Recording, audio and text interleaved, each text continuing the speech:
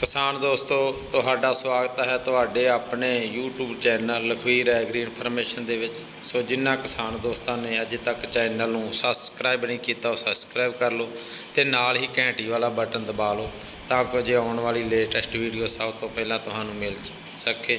ਸੋ ਅੱਜ ਆਪਾਂ ਗੱਲ ਕਰਨ ਜਾ ਰਹੇ ਹਾਂ ਝੋਨੇ ਅਤੇ ਬਾਸਪਤੀ ਦੀ ਸਿੱਧੀ ਬਿਜਾਈ ਅਤੇ ਨਦੀਨਾਂ ਦੀ ਰੋਕਥਾਮ किस तरह करनी है। इस संबंधी आपां ऊषा यूनिवर्सिटी नवी दिल्ली के डायरैक्टर डॉक्टर अशोक कुमार सिंह जो इस संबंधी विस्तारपूर्वक जानकारी देंगे। किस तरह असी बिजाई करनी है, किवें पानी की बचत करनी है तो वधिया झाड़ लै सकते हैं। इस संबंधी डॉक्टर अशोक कुमार सिंह विस्तारपूर्वक आपां नूं बिजाई अते नदीनां की रोकथाम संबंधी जानकारी देंगे। सो धन्यवाद भाइयों, नमस्कार। आज मैं आप लोगों से विशेष रूप से बात करने के लिए आया हूं धान की सीधी बिजाई के बारे में। जैसा कि आप जानते हैं जब धान की खेती हम रोपाई विधि द्वारा करते हैं तो उसमें पानी काफ़ी लगता है। जब पहली बार हम रोपाई से पहले खेत की तैयारी कद्दू काट कर करते हैं तो उस समय करीब 15 लाख लीटर पानी 1 हेक्टेयर क्षेत्रफल में खेत की तैयारी के लिए लगता है। धान की सीधी बिजाई अगर करते हैं आप तो इस पानी की बचत की जा सकती है।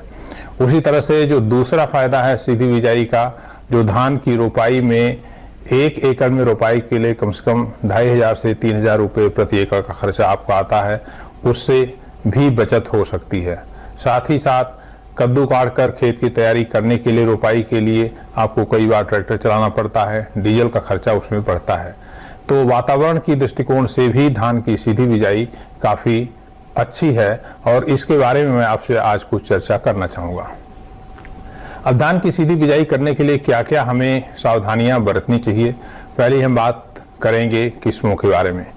बासमती किस्मों की अगर बात करें तो उसमें पूसा बासमती 1509, पूसा बासमती 1121 और पूसा बासमती 1718 ये तीनों किस्में सीधी बिजाई के लिए बहुत उपयुक्त पाई गई हैं।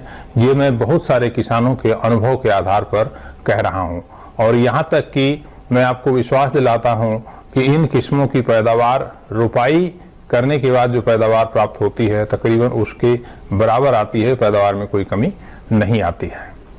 अब जो गैर बासमती किस्में हैं उसमें पंजाब कृषि विश्वविद्यालय द्वारा विकसित किस्म PR 126 काफ़ी प्रचलित है, जो करीब 125 से 130 दिन के अंदर पककर तैयार हो जाती है। ये भी सीधी बिजाई के लिए काफ़ी उपयुक्त पाई गई है।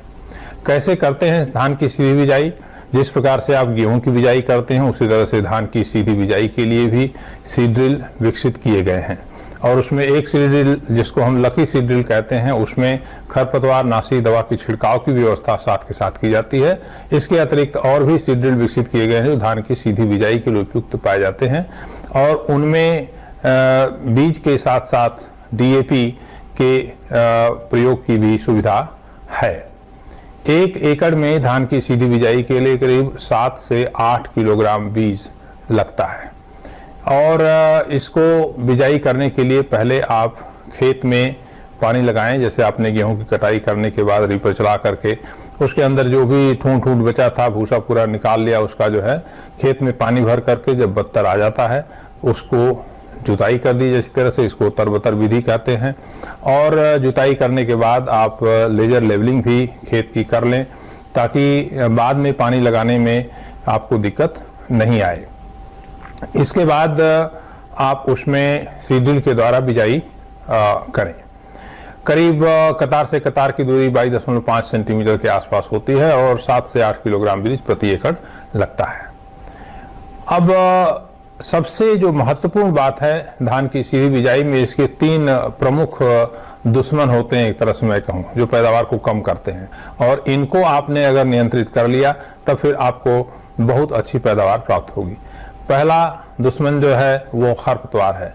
जैसा कि आप जानते हैं इसमें सकरी पत्ती वाले, सावा कुल के, इसके अलावा जो है मोथा कुल के, चौड़ी पत्ती वाले बहुत सारे खरपतवार पाए जाते हैं जैसा कि आप चित्र में देख रहे हैं और ये धान के खेत में काफ़ी नुकसान करते हैं। तो इनके नियंत्रण के लिए हमको 2 बार खरपतवार नाशी दवाओं का प्रयोग करना पड़ता है। पहली बार तो बुआई के 72 घंटे के अंदर या बिजाई के साथ ही साथ पेंडिमिथिलिन नामक दवा जो करीब 1200 मिलीलीटर दवा 250 लीटर पानी में घोल करके उसका हम छिड़काव करते हैं। तो इससे जो है ये एक प्री इमरजेंस वीडिसाइड के रूप में काम करता है। बहुत सारे खरपतवार का नियंत्रण इससे होता है।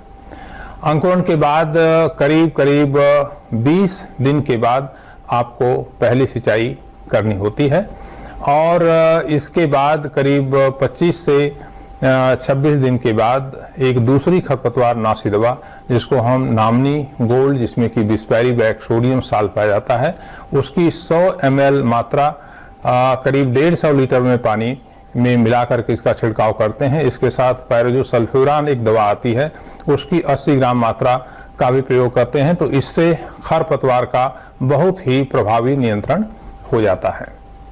खरपतवार के अलावा जो दूसरी एक समस्या आती है वह जो लोहा तत्व है उसकी कमी कई एक बार पाई जाती है। शुरू की अवस्था में जब अंकुरण हो जाता है 8 से 10 दिन की जब पौध हो जाती है उस समय पौधे कुछ पीले पड़ने लगते हैं। तो ऐसी अवस्था में हमको फेरस सल्फेट का छिड़काव 0.5% घोल का करना चाहिए। तो इससे लोहा तत्व की कमी कुछ क्षेत्रों में अगर जहां पर है उसको हम अच्छी तरह से नियंत्रित कर सकते हैं। ये कुछ प्रमुख बातें थीं जो धान की सीधी बिजाई में आपको ध्यान रखना है। सरकार के द्वारा भी काफी प्रयास किया जा रहा है। इससे पानी की काफी कम से कम 35 से 40% पानी की बचत होती है अगर हम धान की सीधी बिजाई करते हैं इसकी तुलना में जब हम रोपाई करते हैं। हरियाणा सरकार के द्वारा, पंजाब सरकार के द्वारा काफी लक्ष्य रखे गए हैं। विशेष रूप से हरियाणा सरकार में 50,000 हेक्टेयर क्षेत्रफल में धान की सीधी बिजाई को प्रोत्साहित किया जा रहा है और उसी तरह से पंजाब सरकार भी इसके ऊपर काफी प्रयास कर रही है। आप लोगों से अनुरोध है कि आप धान की सीधी बिजाई करें। 20 जून से पहले आप धान की सीधी बिजाई कर लें, क्योंकि एक बार अगर बरसात हो जाती है तो फिर आपको खेत को तैयार करके उसको बिजाई करने में दिक्कत आएगी। 20 जून से पहले हमको इसको सीधी बिजाई कर लेना चाहिए, इससे काफी फायदा होता है। किसान भाइयों, इसके साथ साथ एक और बात मैं आपके ध्यान में लाना चाहता हूं। चाहे आप धान की सीधी बिजाई से खेती कर रहे हों या रोपाई विधि से खेती कर रहे हों, जैसा कि आप जानते हैं सन 2017 से यूरोपियन यूनियन के जितने देश हैं उन्होंने जो हमारी दवाएं हैं जिनका प्रयोग हम फफूंद नासी के रूप में करते हैं, खासकर जो झोंका रोग या ब्लास्ट की बीमारी, गर्दन तोड़ जिसको कहते हैं, उसके नियंत्रण के लिए एक दवा ट्राइसाइक्लाजोल हम प्रयोग करते हैं। तो ट्राइसाइक्लाजोल का अवशेष जो चावल के अंदर पाया जाता है उसकी मात्रा को यूरोपियन यूनियन ने 0.01 ppm कर दिया है, जो कि बहुत ही कम है। उससे कम मात्रा इंस्ट्रूमेंट के द्वारा डिटेक्ट ही नहीं की जा सकती है। और ऐसी अवस्था में अगर यह अवशेष पाया जाता है ट्राइसाइक्लाजोल का तो चावल की खेप को निरस्त कर दिया जाता है। और आप जानते हैं पिछले 3 वर्षों से कई सारे जो हमारे चावल के निर्यातक हैं बासमती चावल के, वो धान की खरीद आपके खेत से कटाई से पहले ही सैंपल लेकर के जाते हैं, उसमें अवशेष की एनालिसिस करते हैं। अगर उसमें ट्राइसाइक्लाजोल नहीं है तभी वो खरीद करते हैं और उसके लिए आपको 100 रुपये प्रति क्विंटल का प्रीमियम देते हैं। मेरा आपसे अनुरोध है कि आप ट्राइसाइक्लाजोल का प्रयोग न करें जहां तक संभव हो सके। मैं जानता हूं कि यह दवा सस्ती आती है और काफी कारगर दवा है, प्रभावशाली दवा है, लेकिन किसी भी दवा का प्रयोग अगर सही मात्रा में, सही समय से, सही तरीके से किया जाए तो उसके अवशेष होने की संभावना नहीं रहती है, जिसको हम गुड एग्रीकल्चरल प्रैक्टिसेस या अच्छी सस्य क्रियाओं के नाम से जानते हैं।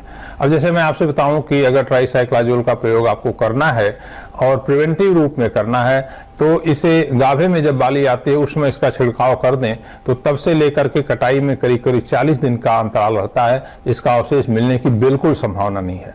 इसके बाद जो आप एक दवा का छिड़काव करें झोंका रोग के लिए या गर्दन तोड़ के नियंत्रण के लिए, उसमें कई और दवाएं हैं जिनके ऊपर उतना आपको प्रतिबंधित नहीं है, जिसमें कि आपको नेटिवो है, इसको आप या एमी स्टार गोल्ड है, इसका प्रयोग कर सकते हैं। तो एक बार आप ट्राइसाइक्लाजोल कर सकते हैं और उसके बाद फिर इन दवाओं का प्रयोग कर सकते हैं। लेकिन ट्राइसाइक्लाजोल जब प्रयोग करें तो ये ध्यान रखें कि इसका प्रयोग और कटाई के बीच में कम से कम 30 से लेकर के 45 दिन का अंतराल हो, तब फिर इसका अवशेष मिलने की संभावना नहीं है। वैसे कोशिश तो ये करिए कि आप इसका प्रयोग करिए ही नहीं, और 4, 5, 6 जिले जहां से यूरोप में चावल निर्यात किया जाता है उन क्षेत्रों को मेरा अनुरोध है, जो हमारे चावल निर्यातक बंधु हैं उनसे, कि इन क्षेत्रों में ट्राइसाइक्लाजोल फ्री बासमती राइस की खेती के बारे में कैंपेन करें और किसानों को प्रोत्साहित करें, उनको उसके लिए अधिक दाम दें। पहले से एक तरह से जैसे कॉन्ट्रैक्ट फार्मिंग करते हैं तो किसान निश्चित रूप से ट्राइसाइक्लाजोल से अवशेष मुक्त चावल पैदा करने में सफल होंगे और हमारा निर्यात जो यूरोप में करीब 4 से 5 लाख टन चावल जाता है उसमें हमारी कोई कमी नहीं आएगी।